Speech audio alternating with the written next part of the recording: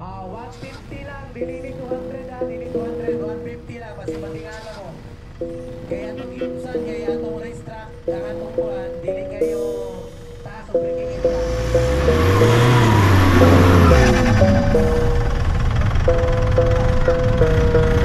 Stills Masters.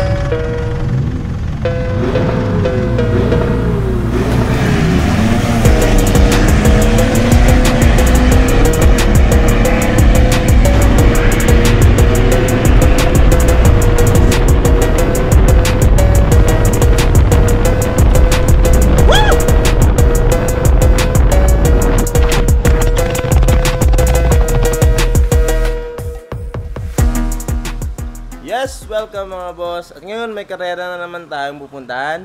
Pupunta tayo ngayon ng Davao City kasi bukas may gaganapin ulit na isa na namang karera. Syempre, matik yan. Pag may karera, syempre nandun tayo. Kasi i-cover natin yun. Syempre, maglalaro din tayo. So yung gagamitin ko doon is ito, si Bionic Mobile natin. Ayan, problema nga lang dito is wala lang talaga siyang race prep kasi medyo naging busy tayo lately. Kaya hindi natin na asikaso to. Pero yung pinaka race preparation natin dito is mamaya magpapa-change oil tayo nung langis na ginagamit ko talaga for my races. Tapos yun lang talaga yung pinaka race prep natin dito. Anyway, yung laro naman sa Davao is yun pa rin, time bracket format pa rin siya, hindi siya pabilisan. Kaya okay lang naman, hindi masyadong mabilis yung sasakyan. Ang importante, kondisyon yung makina para at least wala tayong magiging problema along the way. So yun yung pinaka-race prep natin. Papunta na ako ng Davao City ngayon for para magpa-change oil. Tapos bukas attack na tayo dun sa karera. So ito, on the way na tayo sa Davao. So ito lang, ma-share ko lang yung setup ko natin dito sa Strada. Kasi ito nga, nakikita nyo naman, ginagamit natin pang biyahe. So yun, ito lang, stock lang siya lahat. Naka-stock seats. Tapos ang pinaka-importante kasi para sa akin na yun, may boost gauge tayo doon, si RP meter at saka ito. So ito naman yung turbo gauge ko. Ito yung parang pinaka onboard computer natin na nakaka-delete kasi ito ng check engine.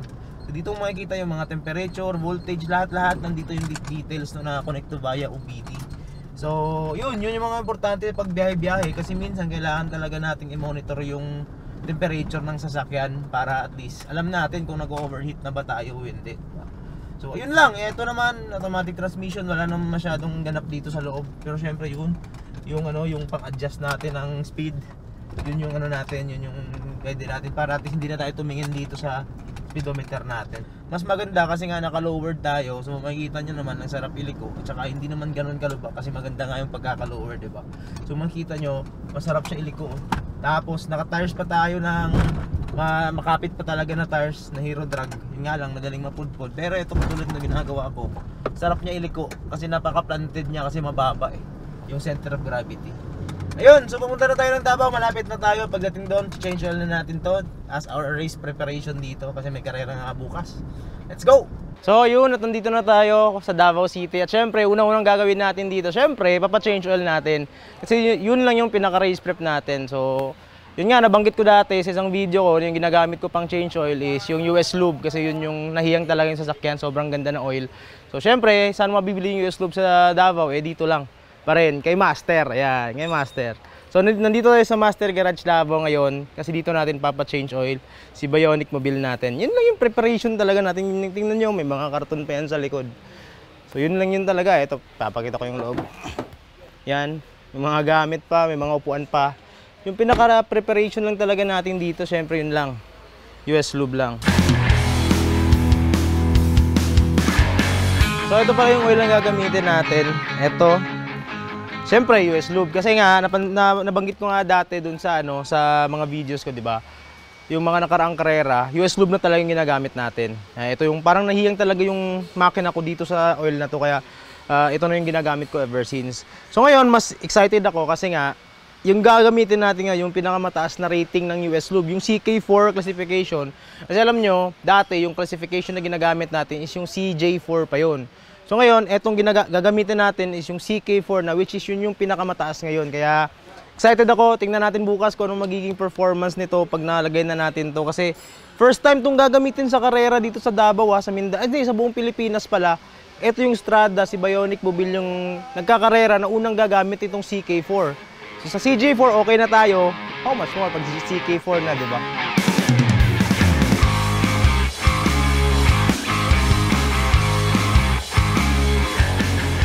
Ito pala, pag nag-change oil kayo, hanapin nyo talaga ito yung hanapin nyo talaga, yung API rating nya.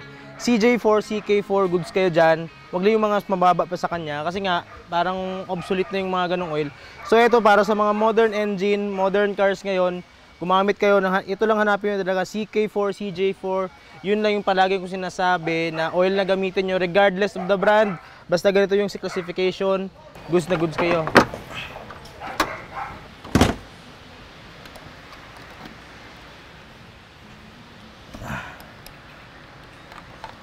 Alright, so yun na. Yun lang yung pinaka-race prep talaga natin, yung change oil talaga race prep. So malalaman natin bukas paano mag-perform si Bionic Mobile. Tsaka syempre, excited tayo kung anong magiging takbo niya bukas. Kaya yun, kita-kits tayo bukas, DGT.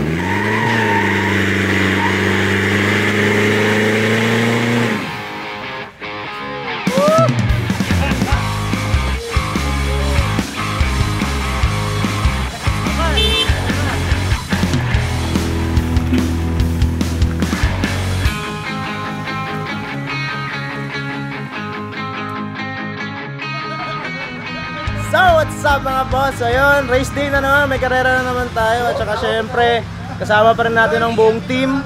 So, ayan, yung Bionic Mobile natin, kay Cyril, kay Dario, at saka syempre kay Mac. Ayan pre, race prep. Race prep. Hangin prep. Hangin prep. Yes, at ayan, nandito na tayo, nakapila sa starting line. So, magpa-practice run tayo. So, practice run pa lang to ha. Hindi pa to yung official race talaga. So, yun. Yun nakapila yung Strada ni Jason na yung nag-champion dati. Yun o, yung mga kotse. Ito maikli lang talaga to, 200 meter race lang talaga to siya. Pero okay na to kaysa walang karera, di ba? So yung larong to is hindi ito pabilisan. It's a time bracket na race format. Ibig sabihin, may maintain ka lang ng oras mo para ano mo to. So dapat maintain mo lang talaga yung oras mo para manalo rito. It's a driver factor, hindi naman to car factor dito. Anyway, may although may car factor kasi dapat kaya mong laruin sa sasakyan mo, pero mostly dapat ano dito, driver factor talaga. 200 meters lang to, so sobrang ikli ng racetrack na to.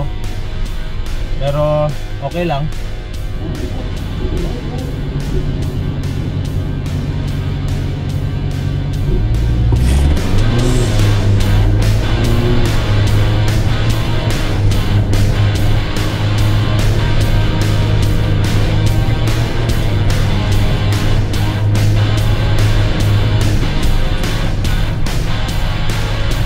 Pero okay na yun, nangikli lang ng race na kasi nga 201 meters na siya.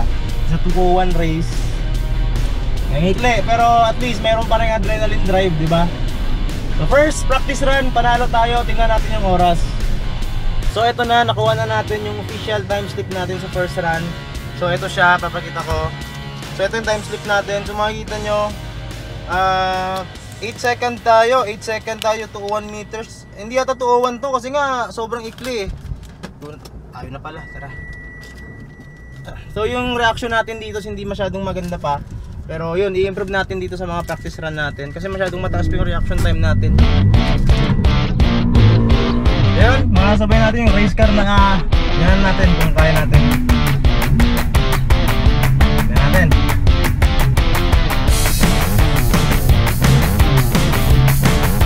Yan natin to. Mas okay sana pag diesel to diesel. Nga lang, bracket racing kasi to, kaya kailangan natin.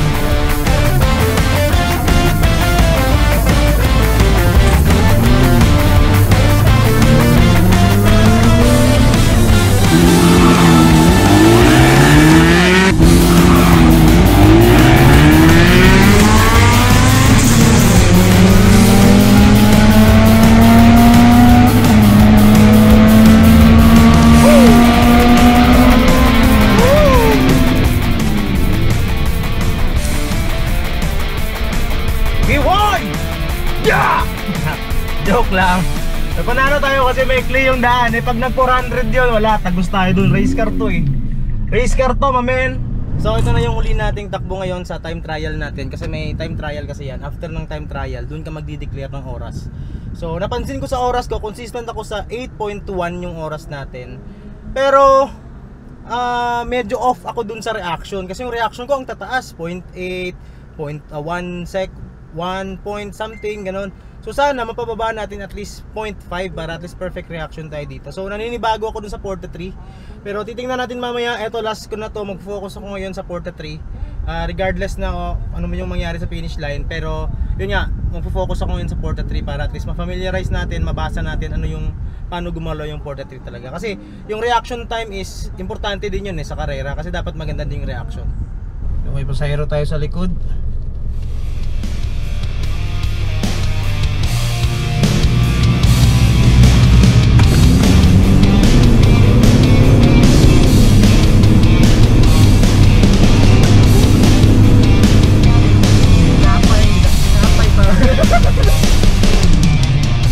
All-wheel drive kasi, no? All-wheel drive, naiwan tayo sa arangkada pero so kaligitnaan nahabol natin yung all-wheel drive na yun. Woo! Okay ka lang dyan, idol? Okay lang, idol. Masarap. Sarap. Anong lasa?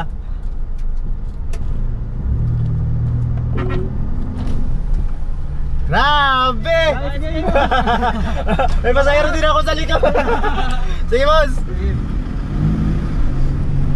Si Bionic Man? Oo. Wait, mamo. Wait man yan. So ayan, at nakatakbo na tayo kanina. So nakachamba tayo, wala pa tayong talo ngayong araw. Pero nga, yung sabi ko, hindi naman ito pabilisan kasi it's a game of consistency. So ito yung last nating takbo. Ito yung nakasabay natin, all-wheel drive na Fortuner ni boss ng Hello boss. Sino nga tuner? AOT, mga AOT. Yan o, big shout kila boss. Lakas, Ano to, lakas. 1KD na 1KD na 2007, Gen 1. Gen 1 na all-wheel drive na Fortuner. Oo. Tapos stock turbo. All stock, remap All stock. exhaust lang. Ayun, grabe. Pero ang lakas sa arangkada talaga, grabe. Hindi Ha? na rin yun. Oo nga, pero okay lang yan. Basta importante, nakalaro tayo. So ayun, at natapos na natin yung day 1 natin dito. So yung day 1 dito is time trial pa lang. So natapos natin yung time trial natin na so far, naging maganda yung takbo ng strada. Wala tayong naging talo. Pero yun nga, sabi ko, hindi ibig sabihin na nauna ka sa finish line, ikaw na yung panalo bukas. Kasi bukas na yung pinaka final run talaga. So kailangan lang natin i-maintain yung oras natin para syempre manalo tayo. So bukas malalaman natin kung mananalo pa talaga tayo kasi yung mga run natin kanina, hindi naman ano yun, time trial lang naman yun. So katan lang noon ang i-declare natin ng oras bukas. Tsaka yun, kita-kits tayo bukas dito pa rin. DGT.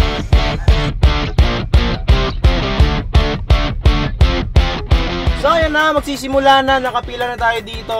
So sabi nila 72 cars dito lahat. So 72, lahat kaming mag-aagawan dun sa top 3 na podium na yon. Pero nga sabi ko dito, itong karera na to hindi pabilisan. So kahapon kasi, sa awan naman ng Diyos, wala tayong naging talo, lahat nauna tayo sa finish line. Pero sabi ko nga, useless yun pag hindi natin na-maintain yung oras natin. Kasi ito, game of ano, kasi ito consistency. Kasi bracket racing, na may video ako na ginawa rito na kung anong klaseng format yung bracket racing na tawag dito, bracket racing na time na format ng karera. So sabi nga, kailangan lang natin maintain yung best time natin. Tapos kasi kahapon ang best time natin is 8 flat dito sa karera na to. So kailangan lang natin i-maintain yon para at least maging maganda yung performance natin at hopefully sana manalo tayo, di ba? Kasi yun naman talaga yung purpose natin sa karera, mag-enjoy at saka syempre para manalo rin. So sa larong to, kailangan hindi ka matalo ng 2 beses. Pag matalo ka unang beses, okay lang, meron kang tinatawag natin na loser's bracket. So doon ka maglalaro sa loser's bracket. Pag nanalo ka doon, aabante ka for the next round. Pag natalo ka na sa loser's bracket, ibig sabihin 2 beses ka na natalo, wala na, goodbye ka na. So kailangan hindi ka talaga matalo ng 2 beses. 1 beses ka lang pwedeng matalo. So ito, mapapansin nyo, may oras na dito nakalagay dito. So declared natin sa Strada is 8.1. So 8.1 yung oras natin na dineclare dito. Yan naman, oh. Sa kanya naman is 8.6. Yan, Montero ni Pipi Chun. So kailangan lang natin i-maintain yung oras na to. Oh sorry. Kailangan lang natin i-maintain yung oras na yan, 8.1 para manalo. Kasi pag nag 8.2 tayo bumagal, na-maintain ng kalaban yung kanya, taro tayo. Pag nag 8 flat naman tayo, ibig sabihin bumilis, talo pa rin tayo, diba? So ito na naman tayo. So ito na, natapos na yung losers bracket. So ngayon tatakbo na ulit yung mga nanalo. Sabi ko nga rito, round 3 na to, hindi, round 2 na pala to. So ibig sabihin, lahat ng matatalo dito onwards, wala na. Goodbye na. Pero anyway, gagawin pa natin yung best natin na makapaglaro na, mag-enjoy dito sa karerang to. Ayun, nakapila na tayo ulit eh, no? Let's go! Next pair for Class B division.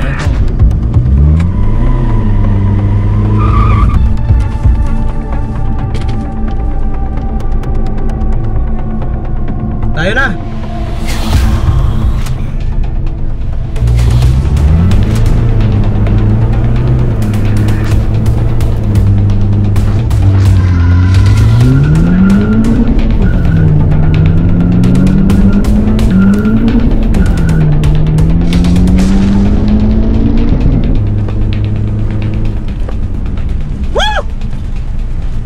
Nauna tayo sa finish line, nag-minor na ako.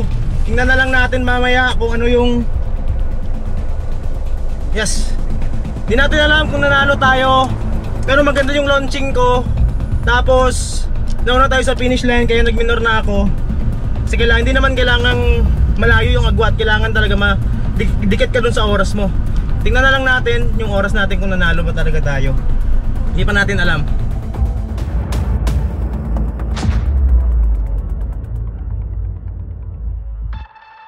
So yun na, doon nagtatapos yung karera natin dito sa Davao City. Unfortunately, na-breakout tayo. Pero yun nga lang, wala tayong talo in terms kung sino nauna sa finish line. Lahat ng laro natin, nauna tayo sa finish line. Pero gaya ng sabi ko, hindi ito pabilisan. It's a game of consistency.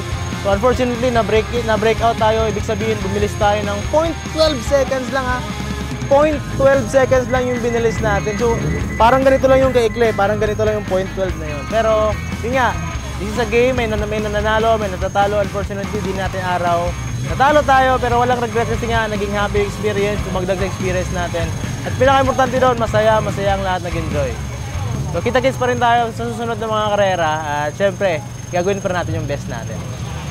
Let's go, team!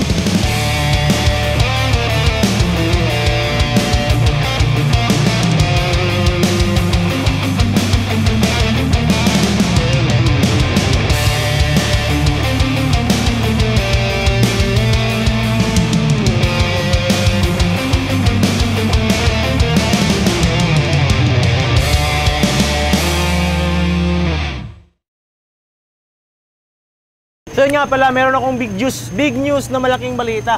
Big news na malaking balita pa. So, itong karera ngayon dito sa Davao City, ito na yung pinakalas na makikita nyo si Bionic Mobile.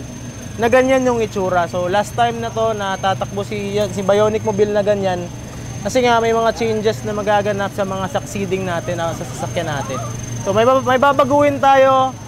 Pero sa ngayon, sikreto muna. Pero nga, this is the last time na makikita nyo si Bionic Mobile na ganyan.